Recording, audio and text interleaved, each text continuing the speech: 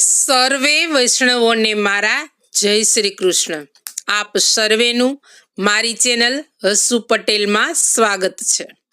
બેઠકજી 28માં શ્રી કાશીમાં હનુમાન ઘાટ ઉપરના બેઠકજી.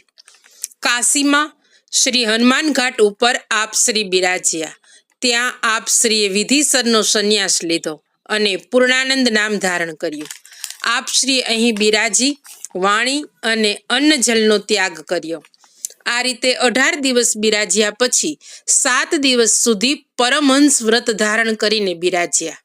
પછી આપે કેવળ લંગોટી ધારણ કરી વિક્રમ સંવંત 1587ના અષાઢ સુદ બીજના પ્રભાતે ગંગાજીની મધ્ય ધારામાં પ્રવેશ કર્યો. તે સમયે શ્રી ગોપીનાથજી, શ્રી વિઠ્ઠલનાથજી અને અનેક વૈષ્ણવો આપ શ્રીના દર્શન કરવા ત્યાં આવ્યા હતા. તે સૌએ વિનંતી કરી, હવે અમારું કર્તવ્ય શું છે?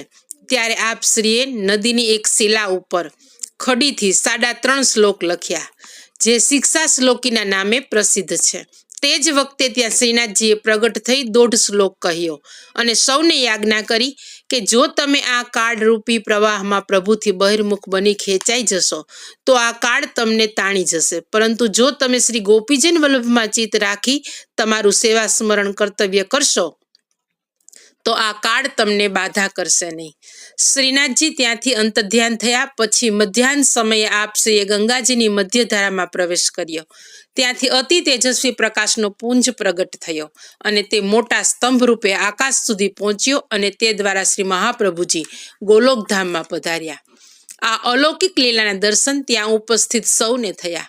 આપ શ્રીના વિરહથી તે વખતે કૃષ્ણદાસ મેઘન આદિ અનેક વૈષ્ણવોના પ્રાણ છૂટી ગયા. આજે પણ અહીં શ્રી મહાપ્રભુજીના બેઠકજી બિરાજે છે. આમ આપ શ્રીએ ભૂતલ પર 52 વર્ષ પ્રગટ દર્શન આપ્યા. આપ શ્રીની ગોલોકધામમાં પધારવાની લીલા આસુર વ્યામોહ લીલા કહેવાય છે, કારણ કે આપ શ્રી પોતાના અલૌકિક સ્વરૂપથી સદાય ભૂતલ પર બિરાજે છે, પરંતુ જે આસુર જીવો છે તેમને આ લીલા દ્વારા પોતે ભૂતલ ત્યાગ કર્યાની ભ્રમણા કરાવી છે. આ બેઠકજીએ આપણે દંડવત કરીને આગળ વધીશું.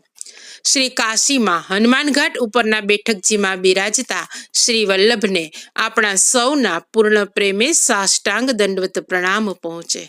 શ્રી વલ્લભાધીશ કી જય.